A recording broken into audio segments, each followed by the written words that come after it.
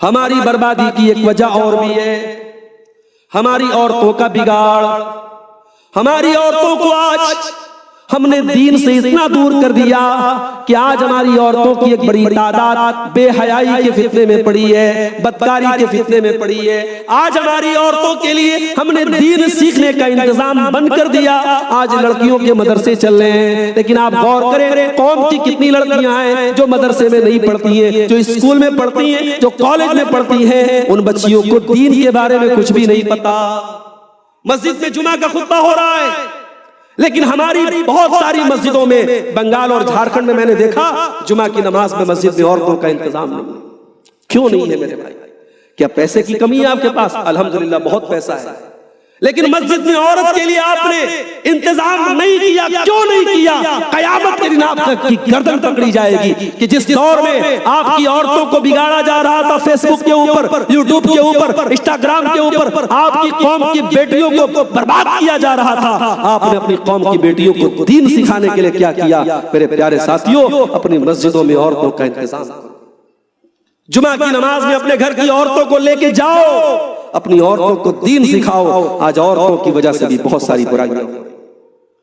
हालात ये है, मुसलमान घर की शादी है, वीडियो रिकॉर्डिंग करने वाला कैमरामैन आता है, लड़कियों के कमरे में, दुल्हन के कमरे में जाता है और एक एक एक्टिविटी को रिकॉर्ड कर रहा है। दुल्हन मौजूद है, घर की औरतें मौजूद है, साड़ी पहने हुए, लहंगा पहने हुए, खूबसूरत कपड़े पहने हुए, मेकअप किए हुए। वो कैमरामैन, वो रिकॉर्डिंग करने वाला आपके और हमारे घर की औरतों की इज्जत को रिकॉर्ड कर रहा है। ओ मुसलमानों, तुम्हारी गैरत कहां चली गई? तुम्हारी शर्मो हया कहां मर गई कि आज गैर महरम तुम्हारे घर की औरतों की एक एक अदा को रिकॉर्ड कर रहा है? ये बेहयाई और ये बेशर्मी तुम क्यों कर रहे हो? शादी ब्याह के मौके पर बड़ी बेहयाई हो रही है। मेरे भाइयों, अपने घर का माहौल इस्लामी बनाओ, अपने घर में इस्लाम का माहौल पैदा करो, शर्म हया का माहौल पैदा करो। आपके घर में कोई गैर मर्द आए तो आपकी बीवी से, आपकी माँ से, आपकी बहन से वो पर्दे का एक माहौल हो। ये ना हो कि आपके घर में कोई भी आए, वो मोहल्ले का है, गांव का है, आपकी बहन के सामने आ जाता है, आपकी बेटी के सामने आ जाता है। नहीं, आपके घर में शर्म हया का माहौल हो, पर्दे का माहौल। जब आप अपनी बीवी को कपड़ा दिलाने जाएं, अपनी बहन को कपड़ा दिलाने जाएं, अपनी बेटी को कपड़ा दिलाने जाएं, तो आपके सामने नबी की वो हदीसें भी मौजूद हो कि मुसलमान औरत का कपड़ा कैसा होना चाहिए। मुझे तो कभी कभी बड़ी हैरत होती है, मुसलमान लड़कियां ऐसे कपड़े पहन करके चल रही हैं कि लगता ही नहीं कि ये मुसलमान औरत है। उसके जिस्म के तमाम आज़ा नजर आ रहे हैं, उसकी आधा शरीर नजर आ रहा है। और साहब वो, उसका नाम रेहाना है, उसका नाम आयशा है, उसका नाम खदीजा है, उसका नाम फातिमा है, मुसलमान बाप की बेटी है, मुसलमान घर की लड़की है। अपनी औरतों को दीन सिखाओ मेरे भाई। ये कोई छोटा मोटा मसला नहीं है। जब अल्लाह कुरान में कह रहा है वलियज़रिबना बिखुमुरिहिन्ना अला जुयूबिहिन्ना, ऐ मुसलमान औरत, तेरा दुपट्टा तेरे सीने पर होना चाहिए। अल्लाह कुरान में एक औरत को दुपट्टा रखने का तरीका बता रहा है। और यही नहीं, अल्लाह कहता है वला यज़रिबना बिअरजुलिहिन्ना लियुलमा मा युखफीना मिन ज़ीनतिहिन्ना, ऐ मुसलमान औरतों, जब तुम घर में चला करो या बाहर चला करो तो जमीन पर अपने पाँव को जोर जोर से मार के न चला करो। तुम्हारे पायल की आवाज भी गैर मर्दों के कान तक न जाए। जो कुरान आपके पायल की आवाज को भी गैर मर्दों तक जाने की इजाजत नहीं देता, वो कुरान आपको इस बात की इजाजत दे देगा कि स्टेटस पर सज के, संवर के, मेकअप करके आप अपने फोटो डालें, फेसबुक पर अपने फोटो डालें, इंस्टाग्राम पर अपने वीडियो डालें। खबरदार मेरी बहनों, मेरी कौम की बच्चियों, अपनी शर्म हया की हिफाजत करो, अपनी गैरत की हिफाजत करो। और एक बड़े पॉइंट की बात बता रहा हूं, सोशल मीडिया आज लड़कियों को और औरतों को फंसाने का बहुत बड़ा जरिया बन चुका है। यहां आपके इनबॉक्स में कोई आता है और सलाम करके आपकी हालचाल लेके पहले आपको अपनी बहन बनाता है, उसके बाद धीरे धीरे पर्सनल बातें करने लगता है, फिर मोहब्बत का इकरार करने लगता है, फिर वो कहां आपको लेके जाएगा उसका कोई अंदाजा नहीं है। याद रखो मेरी बहनों, फेसबुक पर कोई आपको अपनी बहन कह दे तो आप उसकी बहन नहीं हो जाएंगी। व्हाट्सएप पर कोई आके आपको अपनी बहन कह दे, आप उसकी बहन नहीं हो जाएंगी। आपको ये याद रखना चाहिए, मर्द मर्द ही होता है, वो आलिम हो, वो हाफिज हो, वो बूढ़ा हो, मर्द मर्द होता है। और शरीयत इस बात की इजाजत नहीं देती है कि कोई गैर मर्द और गैर औरत के साथ तन्हाई में रहे, अकेले में रहे। अगर कोई गैर मर्द किसी गैर औरत के साथ अकेले में रहेगा तो अल्लाह के नबी फरमाते तीसरा शैतान है। जवान जवान लड़कियों को ट्यूशन पढ़ाने के लिए आप जो है किसी हाफिज जी को, किसी कारी साहब को, किसी मौलवी साहब को बुलाते, गलत है ये, मुनासिब नहीं है, सही नहीं है ये। अकेले कमरे में बैठ करके वो पढ़ रही है, जवान बेटी है, और हाफिज साहब और कारी साहब पढ़ा रहे। क्यों नहीं आपने, जब वो बच्ची छोटी सी थी, जब वो 6 साल की थी, 8 साल की थी, आपने कुरान उसको क्यों नहीं पढ़ाया? और अगर बच्ची बड़ी हो गई है और कुरान पढ़ना चाहती है तो किसी औरत ट्यूटर का इंतजाम करो। जवान लड़की को किसी मर्द से ट्यूशन पढ़वाना, मेरे भाइयों, ये अपने बच्चों को और बच्चियों को ज़िनाकारी के खतरे में डालने के बराबर है। इस्लाम बड़ा साफ सुथरा दीन है। इस्लाम हमें जिना के करीब भी जाने से मना करता है। वला तक़रबुज़ ज़िना इन्नहु कान फ़ाहिशतन व साअ सबीला। जिना के तुम्हें करीब भी नहीं जाना है। और इसीलिए इस्लाम ने पर्दे का हुक्म दिया है, इस्लाम ने महरम और गैर महरम का हुक्म दिया है, इस्लाम ने एक औरत को दुपट्टा रखने का हुक्म दिया है, एक औरत को घर से पर्दे में निकलने का हुक्म दिया है। अपने घर की औरतों की इस्लाह करो मेरे भाई। और मेरी माँ और बहनों, बुरा मत मानना, आपका जन्नत में जाना आसान काम है मर्दों के मुकाबले में। आज तक आपने ये हदीस सुनी होगी, जहन्नम में औरतें ज्यादा जाएंगी। मैं वो हदीस आपको नहीं सुना रहा हूं, मैं दूसरी हदीस आपको सुना रहा हूं। औरत का जहन्नम में जाना आपने सुना होगा, मैं औरत जन्नत में कैसे जाएगी तरीका बता रहा हूं। औरत 4 काम कर ले जन्नत में चली जाए, 5वां कोई काम नहीं करना है। 4 काम अगर सही तरीके से कर ले औरत जन्नत में चली जाएगी। इज़ा सल्लतिल मरअतु खम्सहा व सामत शारहा व अताअत ज़ौजहा व अहसनत फरजहा। जो औरत 5 टाइम की नमाज की पाबंदी करती है, जो औरत रमजान के रोजे रखती है, जो औरत अपने शादी के बाद अपने शौहर की खिदमत करती है, उसकी इताअत करती है, और जो औरत अपनी इज्जत व आबरू की हिफाजत करती है, जिस औरत के अंदर ये 4 चीजें पैदा हो जाएं, अल्लाह के नबी फरमाते दखलत मिन अय्यबवाबिल जन्नति शार। ऐसी औरत जन्नत के जिस दरवाजे से चाहे जन्नत में जा सकती है। जन्नत के सारे गेट अल्लाह ताला खोल देगा, तो चली जा तुझे जिस गेट में से जाना हो। कुछ औरतें होती हैं हर तकरीर में जाएंगी, पता लग जाए अब्दुल गफ्फार साहब की तकरीर हो रही है, मौलाना जर्जी साहब की तकरीर हो रही है, मौलाना फलाक साहब की तकरीर हो रही है, मौलाना बदरुद्दोजा साहब की तकरीर हो रही है, वो औरत बड़े शौक से तैयार होकर जलसे में जाती है, हर तकरीर सुनती है, मगर घर में शौहर से ढंग से बात तक नहीं करती है। शौहर की खिदमत करने को ऐब समझती है। शौहर अगर रात उठ करके 1 गिलास पानी मांग ले तो बड़े गुस्से से कहती है आपका हाथ टूट गया है क्या, जाके अपने हाथ से पानी पी। अपने शौहर की खिदमत करने को, अपने शौहर की इताअत करने को ऐब समझती है।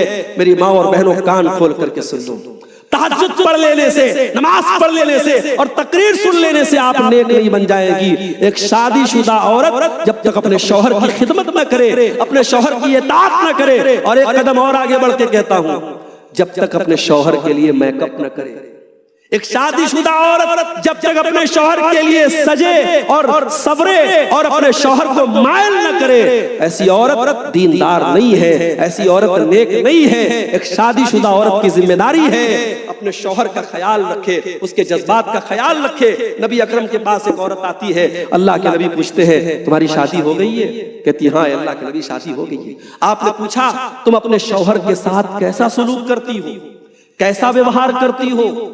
कहती ऐ अल्लाह के नबी, मैं अपने शौहर की बहुत इज्जत करती हूँ, बहुत खिदमत करती हूँ, कोई कमी नहीं करती हूँ। अल्लाह के नबी ने फरमाया देखो फंजुरी ऐनमा अंत मिन, देख लो, तुम गौर कर लो, तुम्हारा शौहर ही तुम्हारी जन्नत भी है और तुम्हारा शौहर ही तुम्हारी जहन्नम भी है। उसका हक अदा नहीं किया, उसको नाराज किया, उसका जायज हक उसको नहीं दिया, तो जहन्नम तुम्हारे लिए तैयार है। मेरी प्यारी माँ और बहनों, ये हमें और आपको याद रखना चाहिए। एक औरत ये 4 काम कर ले तो वो जन्नत में चली जाएगी। और आगे बढ़िए, हमारे ऊपर अल्लाह की मदद नहीं आ रही, हम जलील हैं, हम परेशान हैं। क्यों है? मैं 2-3 चीजें और बयान करके बात खत्म करूंगा। हम इसलिए भी जलील हैं, अल्लाह पर भरोसा कम हो गया है। हमें कभी कभी लगता है यार हम ही को क्यों मारा जा रहा है, हम ही को क्यों पीटा जा रहा है, हमारे ही ऊपर मुसीबतें क्यों आ रही हैं। याद रखो मेरे भाई, ये कोई नया दौर नहीं है, कोई नई बात नहीं है। हमारे इतिहास में इससे भी बड़े बड़े दौर आए हैं। याद करो अल्लाह के नबी की सीरत का वो वाक़या जब आप हिजरत की रात अपने दोस्त अबू बकर सिद्दीक के साथ जा रहे थे, गारे सौर में आप ठहरे हुए थे और तलाश करने वाले बिल्कुल गारे सौर के करीब पहुंच जाते हैं और हजरत अबू बकर डर जाते हैं और डर के कहते हैं, अय अल्लाह के नबी, अगर दुश्मन ने जरा सा नीचे देख लिया तो हम तो पकड़ लिए जाएंगे, हम तो गिरफ्तार हो जाएंगे। अल्लाह के नबी बड़े इत्मीनान से कहते हैं, ला तहज़न इन्नल्लाह माना, अय अबू बकर घबराओ नहीं, अय अबू बकर डरो नहीं, अय अबू बकर चिंता न करो, अय अबू बकर फिक्र न करो, अल्लाह हमारे साथ है, अल्लाह हमारे साथ है। ये अकीदा रखो, अल्लाह हमारे साथ है। जब तक एक अल्लाह की इबादत हम करने वाले हैं, जब तक अल्लाह के दीन पर चलने वाले हैं, ना अल्लाह का दीन खत्म होगा ना हम खत्म होंगे। कोई एक मस्जिद का मामला आ गया, परेशान न हो मेरे भाई। अगर अल्लाह ना करे वो दौर भी आ जाए, दुनिया की सारी मस्जिदें खत्म कर दी जाए, तब भी अल्लाह अकबर की आवाज बंद होने वाली नहीं, तब भी ला इलाहा इल्लल्लाह का कलमा बंद होने वाला नहीं है। मुसलमान इबादत करने के लिए मस्जिद का मोहताज नहीं है मेरे भाई। मुसलमान तो वो कौम है, समंदर में सफर कर रहा है, कश्ती में बैठा है, जहाज में बैठा है, हवाई जहाज में बैठा है, नमाज का टाइम हुआ, जहां बैठा है उसी हाल में नमाज पढ़ना शुरू करते हैं। अल्लाह के नबी फरमाते हैं, जो इलतली अर्ज़ु मस्जिदन व तहूरा, सारी की सारी जमीन मेरे लिए नमाज पढ़ने की जगह बनाई गई है, सारी धरती मेरे लिए मस्जिद बना दी गई है। धरती के किसी भी कोने पे चले जाओ, जमीन के किसी इलाके में चले जाओ, मुसलमान को सजदा करने के लिए किसी मस्जिद का होना जरूरी नहीं है। घबराओ नहीं मेरे भाई, अपने दिल को मजबूत रखो, अल्लाह हमारे साथ है इंशाअल्लाह। अल्लाह के ऊपर तवक्कुल करो, भरोसा करो। मूसा अलैहिस्सलाम जा रहे हैं बनी इस्राइल को लेकर, सामने समंदर आ गया, दरिया आ गया और पीछे फिरौन अपने लश्कर के साथ आ रहा है। मूसा अलैहिस्सलाम के साथियों ने कहा, मूसा कहां लाके फंसा दिया आपने? ऐ मूसा क्या करें अब, सामने पानी है, पीछे दुश्मन है, कहां जाए? इन्ना लमुद्रकून, अब तो हम गिरफ्तार हो जाएंगे, पकड़ लिए जाएंगे, फिरौन तो चुन चुन के मारेगा हमें। मूसा अलैहिस्सलाम ने बड़े इत्मीनान से कहा, इन्ना मई रब्बी सयहदीन, मेरा रब मेरे साथ है, मेरा अल्लाह मेरे साथ है, मेरा रब मेरे साथ है, मेरा अल्लाह जरूर कोई ना कोई रास्ता निकालेगा। मूसा अलैहिस्सलाम ने इतने इत्मीनान से जवाब दिया, उनको अल्लाह की जात पर इतना यकीन था, इतना विश्वास था, इतना भरोसा था। अल्लाह ने हुक्म दिया, फ़अौहैना इला मूसा अन इज़रिब बिअसाकल बहरा, अल्लाह ने हुक्म दिया, ऐ मूसा तुम अपनी लाठी को पानी के ऊपर मारो। मूसा ने पानी के ऊपर अपनी लाठी को मारा और पानी में रास्ता बन गया, पानी दोनों तरफ पहाड़ों की तरह रुक गया। अगर आज भी अल्लाह की जात पर भरोसा हो मेरे भाई, पानी में रास्ता बन सकता है, दरिया में रास्ता बन सकता है। डरने की जरूरत नहीं है, परेशान होने की, अल्लाह के दीन पर कायम रहो। लेकिन हाँ, इसका मतलब यह भी नहीं है कि हम अपने आप को बुज़दिल बना लें। हमें कोई मार रहा है, हम पर कोई जुल्म कर रहा है और हम खड़े होकर इंतजार करें, आ तू मुझे मार, आ तू मेरे ऊपर जुल्म कर। नहीं, अपने आप को जमाने के तकाजों के मुताबिक ऐसा बनाओ कि दुश्मन आपकी तरफ नजर उठा के न देखे। इस मुल्क की बात कर रहा हूं, इस मुल्क में अपने आप को इतना डेवलप करो, इतना प्रोग्रेसिव बनाओ, अपने आप को इतना मजबूत कर लो कि मुल्क की कोई भी हुकूमत आपके सहायता के बगैर, आपकी मदद के बगैर इस मुल्क के विकास और मुल्क के डेवलपमेंट का कोई रास्ता तय न करे। मुल्क की तरक्की आपके बगैर ना हो सके, अपने आप को ऐसा बनाना। इस हमसे छोटी छोटी कम्युनिटी इस देश में मौजूद है, जैन मजहब के लोग मौजूद हैं, सिख मजहब के लोग मौजूद हैं, बड़ी छोटी सी कम्युनिटी। हम तो इस मुल्क में करोड़ों की तादाद में है, हमें इग्नोर नहीं किया जा सकता, हमें नजरअंदाज नहीं किया जा सकता। अपने वजूद को इतना मजबूत बनाओ कि कोई भी आपके ऊपर अत्याचार न कर सके, कोई आपके ऊपर जुल्म न कर सके मेरे भाई। और आगे बढ़ो। अगर दुनिया में ये चाहते हो कि हमारी जिल्लत और रुसवाई खत्म हो जाए तो एक काम और करना पड़ेगा, हमें और आपको आखिरत की फिक्र करना है। दुनिया परस्ती को अपने अंदर से निकालना होगा। आज कितने मुसलमान हैं, उनकी जिंदगी का मकसद सिर्फ दुनिया है। वो सोते हैं दुनिया के लिए, वो जागते हैं दुनिया के लिए। सुबह जब से नींद खुलती है तब से लेकर के रात को बिस्तर पे जाने तक सिर्फ दुनिया के बारे में सोचते हैं, आखिरत के बारे में नहीं सोचते। हमें कुरान करीम में जो दुआ सिखाई गई, रब्बना आतिना फिद दुनिया हसना व फिल आखिरति हसना व क़िना अज़ाबन नार। आए अल्लाह, हमारी दुनिया को भी तू अच्छा बना दे और हमारी आखिरत को भी तू अच्छा बना दे, और अल्लाह तू जहन्नम के अजाब से हमको बचा ले। ये एक मुसलमान की मेंटेलिटी होनी चाहिए। हमें आखिरत की चिंता होनी चाहिए। दुनिया में कितने दिन रहना है? 50 साल, 60 साल, 70 साल, उसके बाद तो मर जाना है ना मेरे भाई। नौजवान ये सोचता है साहब अभी तो जवानी है, गुलछर्रे उड़ा लो, मौज मस्ती कर लो, क्या पता जवानी के बाद बुढ़ापा तुझे नसीब होगा कि नहीं होगा। कितने नौजवान हैं, कोई खतरनाक बीमारी हो गई, कैंसर हो गया, टीबी हो गई, ब्रेन हेमरेज हो गया और चंद दिनों में इंतकाल हो गया। आप देखते होंगे, मिसालें आपके सामने मौजूद है। इसीलिए अल्लाह कुरान में बार बार कहता है वमल हयातुद दुनिया इल्ला मताउल गुरूर। मेरे बंदो, तुम दुनिया के धोखे में न पड़ना, दुनिया तो धोखे का सामान है, धोखे की चीज है। दुनिया से दिल न लगाओ मेरे भाई, आखिरत से दिल लगाओ, आखिरत की फिक्र करो। अच्छा खाओ, अच्छा कमाओ, अच्छा पहनो, अपनी दुनिया को बेहतर बनाओ, मगर दुनिया को सब कुछ मत समझो, दुनिया की जिंदगी को सब कुछ मत समझो, असल टारगेट आखिरत को बनाओ। इसीलिए अल्लाह कुरान में कहता है कि तुम दुनिया में रह करके आखिरत की तैयारी करो। व अहसिन कमा अहसनल्लाहु इलैक। अल्लाह ने आपको दौलत दी है, पैसा दिया है, अल्लाह के दीन में खर्चा करो। वला तबगिल फसाद फिल अर्ज़ि। और जमीन के अंदर अपनी दौलत की वजह से फसाद मत मचाओ। चंद पैसे हो जाएं हमारे नौजवान के ऊपर, बुलेट ले लेता है, बुलेट लेकर के हाईवे पर निकल गया, 100 की 150 की स्पीड में चला रहा है, दुनिया को दिखा रहा है मैं बहुत बड़ा बाइक राइडर हूं, मैं 150 की स्पीड में बाइक चला रहा हूं। सामने से ट्रक आता है, 150 की स्पीड में ये बुलेट चला रहा था, ट्रक ने जरा सा टच किया, बाइक अलग उड़ गई, ये अलग उड़ गया, सर अलग हो गया, धड़ अलग हो गया। ये कौन सी तूने अक्लमंदी का काम किया, कौन सा तूने सही काम किया मेरे भाई। हमारे यहाँ बनारस में, यूपी में एक रोड बना है पूर्वांचल एक्सप्रेस। बिहार से लेकर के वो रोड कहां तक गया है? लखनऊ तक गया है। बहुत बड़ा रोड है पूर्वांचल एक्सप्रेस।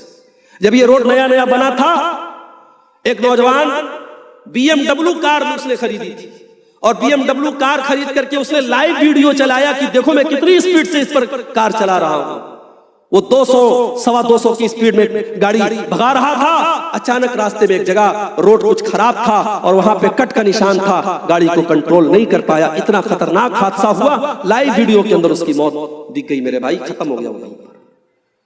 मेरे भाई, जिंदगी का कोई भरोसा नहीं, कब कौन सा हादसा हो जाए, कौन सा एक्सीडेंट आ जाए, कौन सी बीमारी हो जाए और हमारा काम खत्म हो जाए। मेरे नौजवान साथियों, मेरी बहनों, अपनी जवानी को साफ रखो, अपने मोबाइल को साफ रखो। हम अपने कपड़े को साफ रखते हैं ना, कपड़े पे जरा सा दाग आ जाए हम कपड़ा चेंज करके बाहर निकलते हैं, हम अपने दागदार कपड़े के साथ बाहर नहीं निकलते। मेरे भाइयों, अपने दामन को भी पाक रखो, अपने मोबाइल को भी पाक रखो, अपनी आंखों को भी पाक रखो। ये जो गाना बैठ करके सुन रहे हो, ये जो मोबाइल पर गंदी तस्वीरें देख रहे हो, ये रात भर गैर महरम से जो चैटिंग कर रहे हो, बातें कर रहे हो, क्या पता उसी हालत में मौत आ जाए, उसी हालत में दिल की धड़कन बंद हो जाए, उसी हालत में अल्लाह को प्यारे हो जाओ, तो कल कयामत के दिन वो गाना सुनते हुए, वो गंदी मूवी देखते हुए, वो चैटिंग करते हुए उठोगे। अल्लाह के नबी फरमाते हैं युहशरुल अब्दु अला मा माता अलैहि, बंदा जिस हाल में मरेगा उसी हाल में कयामत के दिन उठेगा। इसलिए मेरे भाई, दुनिया की मोहब्बत को दिल से निकाल दो, आखिरत की तैयारी करो। तुम्हारे नबी सहाबे किराम की जिंदगियों में देखो, वो आखिरत के लिए जीते थे, आखिरत की फिक्र करते थे। तफसील का मौका नहीं, बहुत सारे वाकयात मौजूद हैं कि सहाबे किराम किस तरीके से आखिरत की फिक्र करते थे। और आगे बढ़िए, हमारे पास दीन की नॉलेज नहीं है। अगर मैं पूछूं यहां जितने लोग बैठे हैं, हमारी माए बहनों तो चलो वो जनाजे की नमाज नहीं पढ़ती हैं आमतौर से, मैं आपसे पूछता हूं जनाजे की नमाज का तरीका कितने लोगों को आता है? अगर मैं हाथ उठवाऊं, कितने लोगों को जनाजे की नमाज की दुआ याद नहीं है? कितने मुसलमान हैं उनको दुआए कुनूत याद नहीं है? कितने मुसलमान उनको गुस्ल का सही तरीका नहीं मालूम है? कितने मुसलमान अल्लाह के बारे में बुनियादी बात नहीं जानते? दुनिया के बारे में बहुत माहिर है साहब। दुनिया की बात आप कर ले, पॉलिटिक्स की बात कर ले, आप राजनीति की बात कर ले, आप फिल्मी दुनिया की बात कर ले, आप क्रिकेट की दुनिया की बात कर ले, बड़ी नॉलेज है। दीन के मामले में जीरो है। मेरे प्यारे साथियों, अल्लाह कुरान में कहता है यअलमून ज़ाहिरम मिनल हयातिद दुनिया व हुम अनिल आखिरति हुम गाफिलून। ये बेईमान लोगों की निशानी है, ये काफिर की निशानी है, ये मुशरिक की निशानी है कि वो दुनिया के बारे में बड़ी नॉलेज रखता है लेकिन आखिरत के बारे में कोई नॉलेज नहीं रखता। इस आयत की तफसीर में इमाम हसन बसरी कहते हैं कि बाज लोग इतने माहिर होते हैं कि अपने नाखून पर रख करके सोने का सिक्का, वो सोने के सिक्के का वजन बता देते हैं, मगर 2 रकात नमाज पढ़ने का तरीका उनको नहीं आता। मेरे भाइयों, आज हालात यही है, हम दीन के नाम पर बिल्कुल जीरो हैं। जब हमें दीन की कोई जानकारी नहीं है, साल में एक जलसा होता है एंटरटेनमेंट के तौर पर, मनोरंजन के तौर पर, तफरीह के तौर पर हम आए, थोड़ा घूमा, थोड़ा फिरा, थोड़ा दुकान से कुछ खा लिया, तो 2-4 घंटा पिंडाल के नीचे बैठ गए, एक कान से आलिम का बयान सुना, दूसरे कान से उड़ा दिया, फिर घर चले गए। दीन ऐसे नहीं सीखा जाता है मेरे भाई। दीन किसी उस्ताद से सीखा जाता है। दीन के जो प्रॉपर तरीके हैं सीखने के, दीन आप सीखिए, दीन के बारे में जानिए, अपने उलमा से कांटेक्ट कीजिए, अपने उलमा से पूछिए और दीन की बेसिक नॉलेज हासिल कीजिए। सिर्फ अब्दुल गफ्फार साहब का काम नहीं है, सिर्फ मौलाना मदनी साहब का काम नहीं है, ये हमारे उलमा का काम नहीं है। सिर्फ दीन की बेसिक नॉलेज हम सबको हासिल करना चाहिए। आज हालात ये है, दीन की जानकारी न होने की वजह से हमारे नौजवान को जहां जो लेके चला जा रहा है वो उधर की तरफ चला जा रहा है और बर्बादी के रास्ते पर जा रहा है। और आखिरी चीज बयान करके बात खत्म कर रहा हूं। मेरे भाइयों, अल्लाह ने हमें जो भी इज्जत दी, जो भी सम्मान दिया, वो इस्लाम के जरिए दिया है। हमें दुनिया में जो भी मकाम मिला, इस्लाम के जरिए मिला। कभी भी अपने इस्लाम के ऊपर शर्मिंदा मत होना, कभी अपने आप को छोटा मत समझना कि अरे हम तो मुसलमान हैं। नहीं, हजरत उमर कहा करते थे इन्नल्लाह अअज़्ज़ना बिल इस्लाम, अल्लाह ताला ने हमें इस्लाम के जरिए इज्जत दी है, और जब हम किसी और चीज में इज्जत तलाश करेंगे अल्लाह ताला हमें जलील कर देगा, अल्लाह ताला हमें रुसवा कर देगा। इस्लाम पर कायम रहो मेरे भाई, कायम रहोगे, अल्लाह का वादा है वअल्लव इस्तक़ामू अला तरीक़ति लअस्क़ैनाहुम माअन गदक़ा। ऐ मेरे बंदो, अगर तुम अल्लाह के दीन पर चलते रहते, अल्लाह के दीन पर कायम रहते, तुम आसमान से बहुत बारिश करते, तुम्हें कभी कोई परेशानी न होती। अल्लाह के दीन पर चलते रहो। अल्लाह ने अपने नबी के सहाबा से कहा या अय्युहल्लज़ीना आमनू इन तंसुरुल्लाह यंसुरकुम व युसब्बित अक़दामकुम। ऐ ईमान वालो, जब तुम अल्लाह के दीन की मदद करोगे अल्लाह तुम्हारी मदद करेगा। जब नबी के सहाबा से ये कहा जा रहा है तो हमारी और आपकी क्या गिनती है? कभी गौर करना, सुबह से लेके शाम तक हमने दीन के लिए क्या किया, कितना पैसा दीन के ऊपर खर्च किया, कितना समय दीन के ऊपर लगाया, कितनी एनर्जी दीन के ऊपर खर्च की। जब कुरान में अल्लाह कह रहा है जब तुम अपने दीन की मदद करोगे, अपने अल्लाह के दीन की मदद करोगे, तब अल्लाह तुम्हारी मदद करेगा। मेरे प्यारे साथियों, हमें दीन की कोई जानकारी नहीं, हम दीन पर चलते नहीं, दीन से हमारा कोई रिश्ता नहीं, हम नाम के मुसलमान बने हैं। हम साहब लुंगी पहन रहे, टोपी लगा रहे, गोश्त खा रहे, हमने समझा साहब मुसलमान हो गए। अल्लामा इकबाल ने बड़ी सच्ची बात कही थी, चुमी गोयम मुसलमानम बलरजम। जब मैं कहता हूं कि मैं मुसलमान हूं तो मैं कांप जाता हूं। जब मैं कहता हूं कि मैं मुसलमान हूं तो मैं कांप जाता हूं कि दानम मुश्किलात ला इलारा। मुझे पता है ये कलमा आसान नहीं है, इस कलमे को पढ़ने के बाद मुसीबतें तो आएंगी, दुश्वारियां तो आएंगी, मैं जानता हूं, इसलिए मैं कांप जाता हूं। मेरे भाई, अपने दीन की रिस्पॉन्सिबिलिटी को समझो, अपने मजहब की जिम्मेदारी को समझो। इस मुल्क में आने वाला दौर इंशाअल्लाह आपके लिए बेहतरीन दौर है, शर्त यह है हम अपनी जिम्मेदारियों को समझें। आज दूसरी कौमें आप देखें, इस दुनिया में कई मिसालें हमारे सामने मौजूद है। जापान पर हमला हुआ और कितना खतरनाक एटम बम का हमला हुआ, लेकिन उसके बाद जापान ने अपने बच्चों को पढ़ा लिखा के और टेक्नोलॉजी में अपने आप को इतना डेवलप किया कि आज टेक्नोलॉजी की बात आती है तो जापान का अपना एक मकाम होता है। इस मुल्क में देखिए, सिखों की तारीख उठा के देखिए, 1984 में कितना बड़ा दंगा हुआ और कितनी बड़ी तादाद में सिख मारे गए, मगर क्या सिख खत्म हो गए? नहीं, सिखों ने अपनी कौम पर, अपनी तालीम पर तवज्जो दी और आज मुल्क के बड़े बड़े ओहदे पर सिख लोग विराजमान हैं। मेरे प्यारे साथियों, अगर आप खुद अपने मकाम को समझ लें और अपनी तालीम पर, अपनी तरबियत पर और अपने दीन पर तवज्जो दे, इंशाअल्लाह आपकी तरक्की को कोई नहीं रोक सकता। दुआ है रब्बुल आलमीन से अल्लाह ताला हम सबको अपने दीन पर चलने वाला बना दे। रब्बुल आलमीन हमें दीन का इल्म अपने बच्चों को सिखाने वाला बना दे। रब्बुल आलमीन हमारी मस्जिदों की हिफाजत फरमाए। रब्बुल आलमीन हमारे उलमा की हिफाजत फरमाए। रब्बुल आलमीन हमारे नौजवानों को सही रास्ते पर चलने की तौफीक अता फरमाए। रब्बुल आलमीन हमारी माओ बहनों को इस्लामी तालीमात पर चलने की तौफीक अता फरमाए। अल्लाह हमारे नौजवानों को बेहयाई से बचाए, बदकारी से बचाए। जो हम में बीमार हैं अल्लाह उनको शिफा अता फरमाए। जो बेकसूर आज जेलों में है, बेकसूर उनको फंसाया गया है, अल्लाह उन बेकसूर भाइयों की रिहाई का इंतजाम कर दे। अल्लाह हमारे वो भाई जो दुनिया के किसी भी कोने में मजलूम है, मजबूर है, मकहूर है, उन पर जुल्म सितम हो रहा है, अल्लाह दस्ते गैब से उनकी मदद फरमाए। रब्बुल आलमीन हमें शरीरों के शर से बचाए, हासिदों की हसद से बचाए, जालिमों के जुल्म से बचाए। अल्लाह हमें हर वो ताकत जो हम पर जुल्म करती है अल्लाह उसको नाकाम कर दे। अल्लाह हमारे मुल्क में अमन, चैन और सुकून नाजिल फरमाए। अल्लाह हमारे मुल्क में तमाम मज़हब के लोगों को मिलजुल करके रहने की तौफीक अता फरमाए। रब्बना तक़ब्बल मिन्ना इन्नका अंतस समीउल अलीम व तुब अलैना इन्नका अंतत तव्वाबुर रहीम व सल्लल्लाहु तआला अला नबिय्यिना मुहम्मद व अला आलिहि व सहबिहि अजमईन। वस्सलामु अलैकुम व रहमतुल्लाहि व बरकातुहू।